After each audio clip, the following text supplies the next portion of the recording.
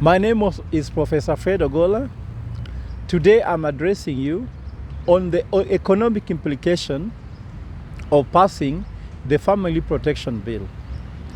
In as much as the family needs to be protected, in as much as I believe on the African values because I am an African I'm an African person, we also have to understand things into context. First and foremost, what problem are we trying to address by passing the Family Protection Bill? In Uganda, there was a chance whereby people started recruiting people to misuse them using what's called homosexuals, started recruiting young girls and boys and misusing them. And that's why Uganda passed the LGBTQ bill. In Ghana, it was more of someone who has personal relationship with the US that came up with the bill, sponsored by Honorable George. South Africa, having had a very long history of discrimination under apartheid, they discovered there was no need to put any form of discrimination either in their laws or the constitution because they passed through apartheid. So they are very clear in Article 9 that there is no discrimination of any kind, whether it's on sex, whether it's on gender, whether it's on race, whether it's on color, or anything else. There's no form of discrimination. And I can tell you very well that the Family Protection Bill brings discrimination among certain people. Remember when we went to court on the Finance Act, the basis of nullifying the Finance Act was on discrimination.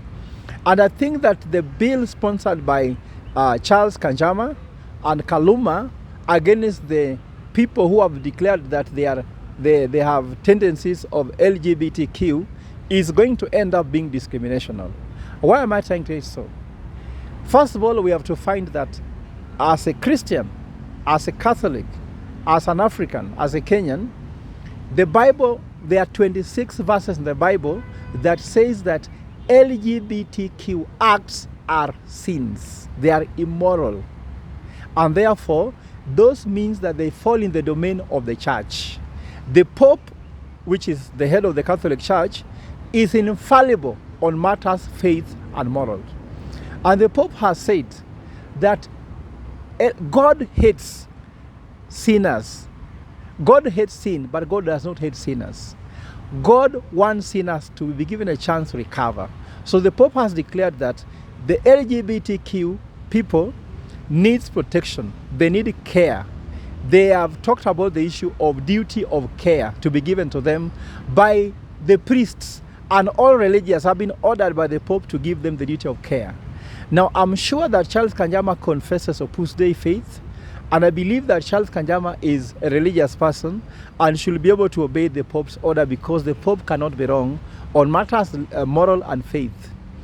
And I believe that for them pretending that they are fighting LGBTQ and sponsoring a bill against them, they are doing something which is not very helpful. Why am I trying to say so? We have to know that the highest level of laws comes from divine law, which is given by God. That is followed by national law. So national law, it defines the human nature.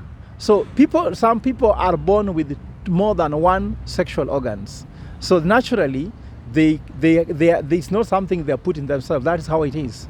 So if you want to take them for 50 years in jail, in which jail do you take them? Can you take them to a female cell or you take them to the male cell? Will you create a cell for each and every individual throughout the country? How much cost that is? And we have done tabulation of the cost of constructing prisons and also offering financial care, all the spiritual care is around 11.5 billion shillings that we have to blow every year in doing that. The cost of building those prisons will be around another 28 billion shillings. And we found out that development partners like the IMF, World Bank, remember IMF, World Bank, US, UK, EU, funds Kenya, not just the national budget, but also humanitarian support. They have threatened to withdraw those support in case we pass an LGBTQ.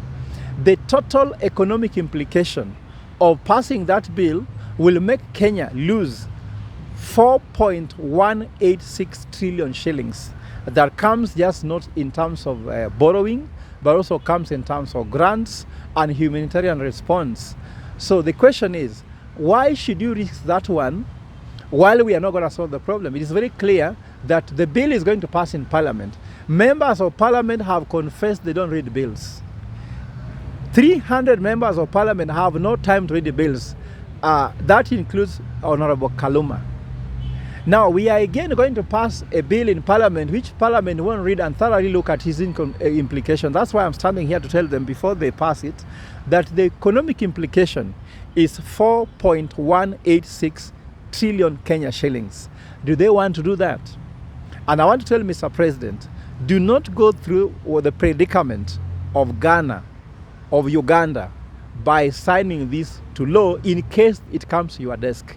But should you want to sign it, put your mouth where your pen and money is.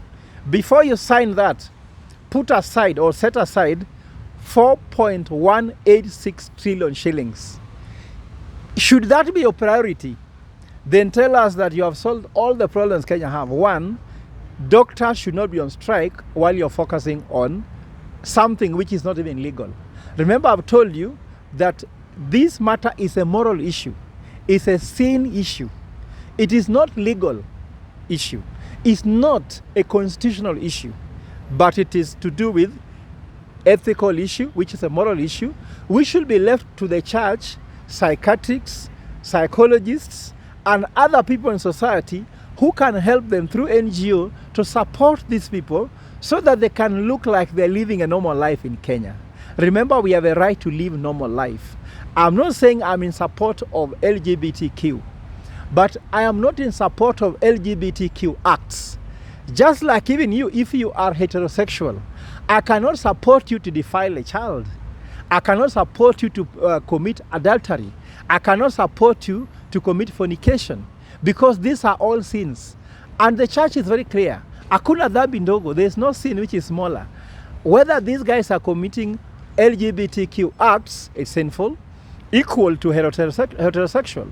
I want to challenge Kanjama, and I want to challenge also Kaluma. There is corruption in this country which has been institutionalized by all sectors. Even they receive bribes in Parliament to pass bills.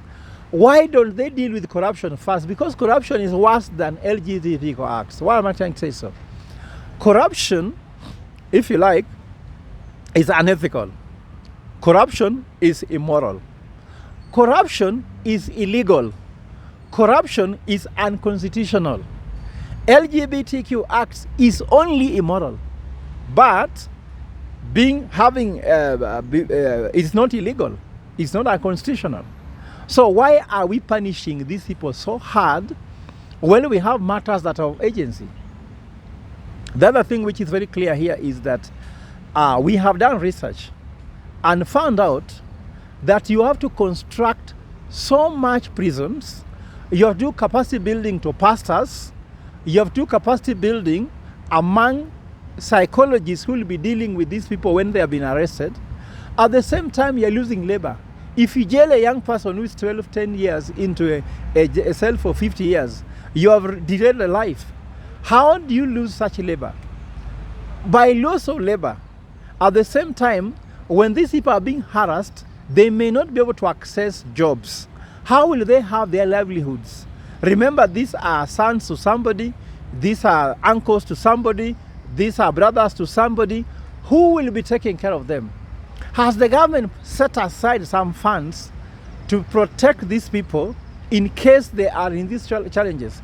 If someone who has been a breadwinner in a family is arrested, what do you do to that family which has been condemned?